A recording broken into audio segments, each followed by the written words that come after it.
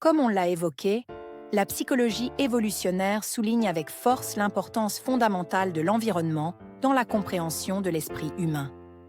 Elle envisage le cerveau comme un système extraordinairement sophistiqué, façonné par des millions d'années d'évolution biologique, mais dont la fonction essentielle est de s'adapter, en temps réel, aux exigences spécifiques d'un environnement donné. Mais la complexité du cerveau ne s'arrête pas là. Bien que son fonctionnement repose largement sur son interaction constante avec le monde extérieur, il est également façonné en profondeur par notre patrimoine génétique, qui en définit en grande partie l'architecture fondamentale et les mécanismes de base. Cette dimension est au cœur de la génétique comportementale, une discipline scientifique en plein essor qui explore avec finesse les relations entre les gènes et les comportements des individus. Vu sous cet angle, le cerveau peut être envisagé comme une interface dynamique, un relais où convergent et interagissent nos gènes et notre environnement. Il ne se résume ni à un programme génétique prédéterminé, ni à une simple éponge passive absorbant les expériences extérieures.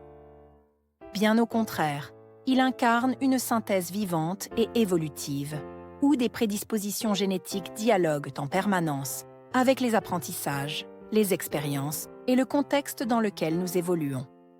Prenons l'exemple d'un enfant que l'on qualifie d'impulsif.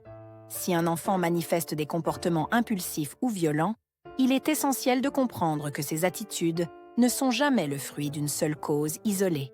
L'environnement dans lequel l'enfant évolue, à travers ses expériences, son milieu familial, social et culturel, joue un rôle crucial dans le façonnement de son développement, mais en interaction avec ses prédispositions génétiques. Il est donc simpliste et injuste de faire porter toute la responsabilité des comportements des enfants sur l'éducation que les parents prodiguent, comme on l'entend encore trop souvent.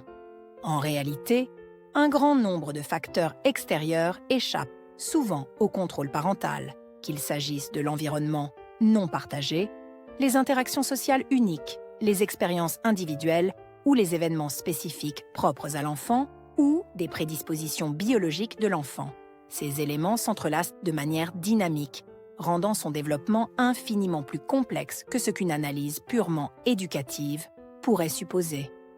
Or, une méconnaissance des causes profondes des traits psychologiques des enfants empêche probablement l'adoption de solutions adaptées. Mieux comprendre les comportements des enfants, c'est se donner les moyens de les aider à développer des mécanismes de régulation et à évoluer dans un environnement propice à leur épanouissement, en capitalisant sur leur potentiel plutôt qu'en les stigmatisant. Cela nous amène à une question essentielle. Pourquoi certains enfants semblent-ils commencer leur vie avec des désavantages majeurs, alors que d'autres semblent dotés de ressources qui facilitent leur développement? Ces différences frappantes relèvent souvent de ce que l'on pourrait qualifier de loterie de la vie et nous amènent à formuler ici quelques précisions conceptuelles.